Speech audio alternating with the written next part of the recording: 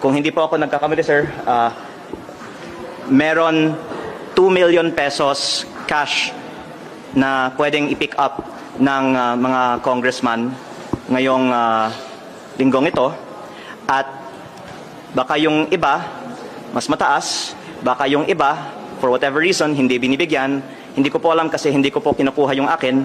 Pero mabuti po na malaman ng publiko, may ganitong klaseng mga bonus na nagkataon ay halos kasabay ng approval ng budget.